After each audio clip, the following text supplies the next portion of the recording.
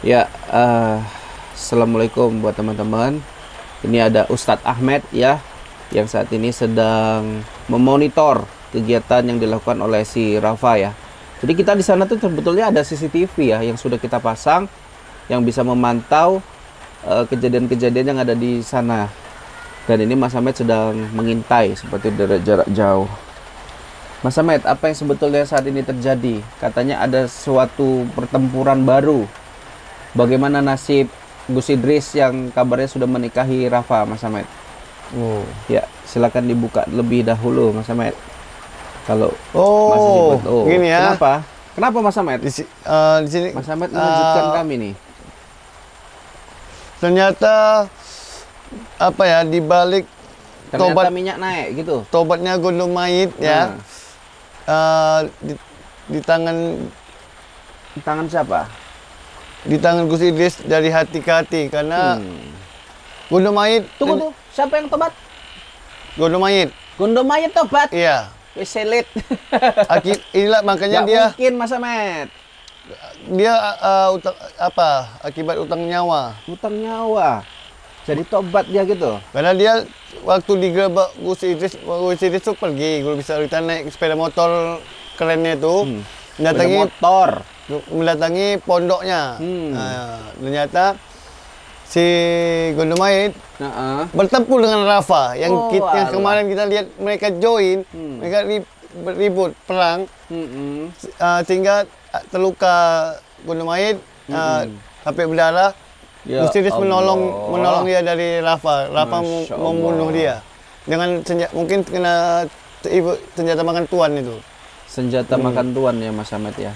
Ya kan, Rafa kan dapat kesaktian kan dari Gondom Mayit. Nah, ternyata Ajian-ajian ya, Mas Ahmed. jadi Gondom Mayit sendiri yang hampir dihabisi oleh Rafa. Oh iyalah, itu nggak tahu apa tanaman lupa pohon itu, Mas Ahmed. Buah lupa tanaman itu. Jadi kayak mana nasibnya Gondom Mayit?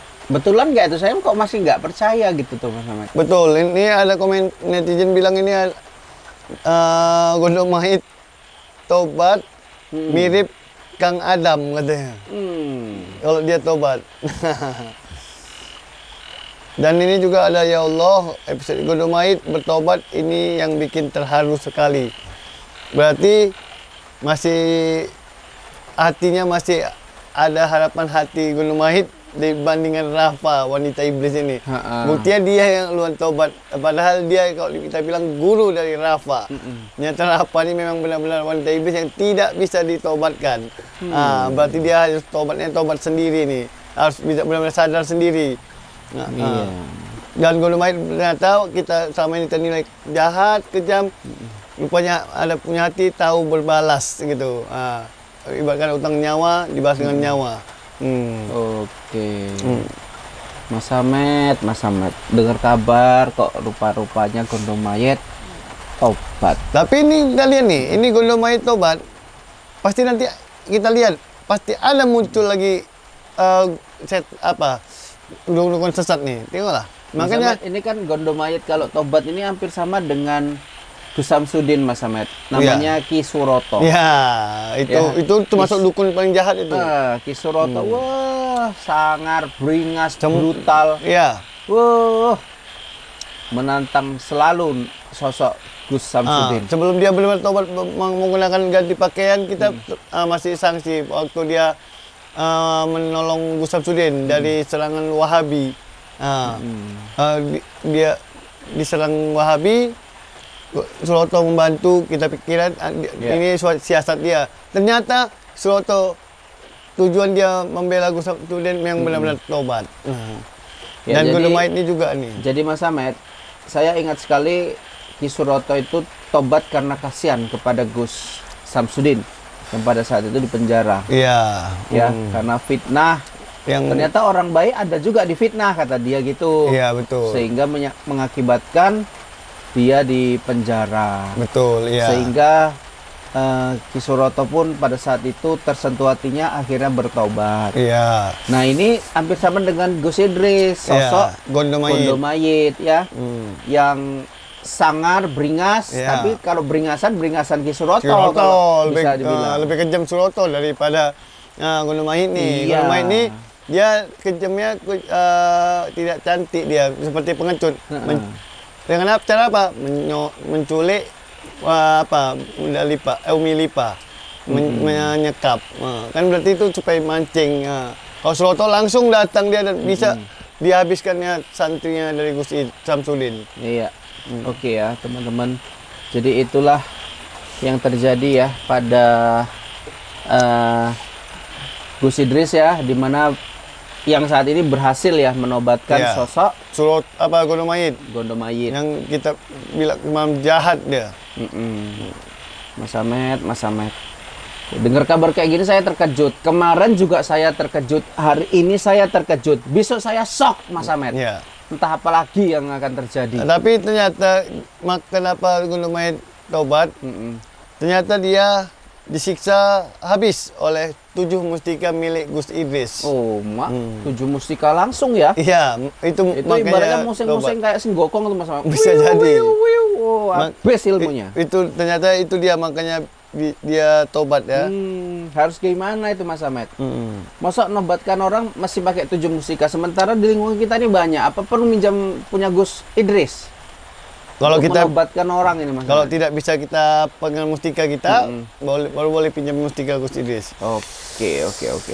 Jadi teman-teman, sambil ngudutnya Mas Amet nih, Ustadz Amet ya, yang baru saja pulang dari pengajian ya Mas Amet ya. Ya. Tentang apa tadi pengajiannya? Dan ini juga ternyata Mas ini Amet, tentang apa tadi pengajiannya? ya hukuman orang-orang yang menganut kesesatan. Oh, Ini apa hukumannya itu Mas Amet? Ini kan hampir sama Gondomayit nih. Iya. Dan Rafa ini, apa hukumannya kalau orang menganut kesesatan? ya seperti inilah dia diserang mustika. Oke. Dan ternyata ini juga ada nih info lagi. Umi memang benar disekap Gunung Mahit ternyata. Berarti kan dugaan kita benar. Kan udah bebas. Itulah baru mengakui. Ternyata Gunung Mahit dalang yang menyekap Umi, bukan Rafa. Dalangnya Mas Amet. Nanti kalau beneran si Gondomayit ini bertobat, Mas Amet mau ngasih kado apa untuk Gondomayit? Oh, kalau spesial Apa itu? jubah. Supaya Gimana itu kalau misalnya pakai jubah ini Gondomayit? biar gagah ada jubah dan sal seperti Gus Idris, sal Palestina. Sal Palestina. Waduh. Biar Mantap itu Mas biar Amet. dia biar dia peduli juga dengan saudara kita yang ada di Palestina yang saat ini digempur habis oleh Israel. Jadi Mas Amet, mungkin inilah jalan kebaikan ya. Akhirnya Gondomayit menemukan jalan yang baik. Ya, tapi kita tidak bisa senang dulu untuk saudara-saudara kita, sahabat kita yang di Pondok Thoriqul Jannah dan Gus Idris. Walaupun Gondomayit itu tobat, kita tidak tahu sosok apa lagi yang muncul ingin mengacaukan dari Pondok Thoriqul Jannah. Karena kan pernah saya bilang mereka ini seperti ada grup WA. Ada grup WA ya. Hilang Persatuan Kesesatan gitu grupnya. hilang satu muncul ya. Dosa Murko. Hilang Dosa Murko, masuk Suropati. Habis Suropati masuk Gunung Mahit. Makanya ini kita tidak bisa senang, kita harus standby. Jadi sampai sini dulu ya. Semoga Gunung Mahit kita doakan benar-benar taubatan nasuha dan membantu Gus Idris dan bergabung di Pondok Pesantren Thoriqul Jannah. Wabillahi taufiq wal hidayah. Assalamualaikum warahmatullahi wabarakatuh.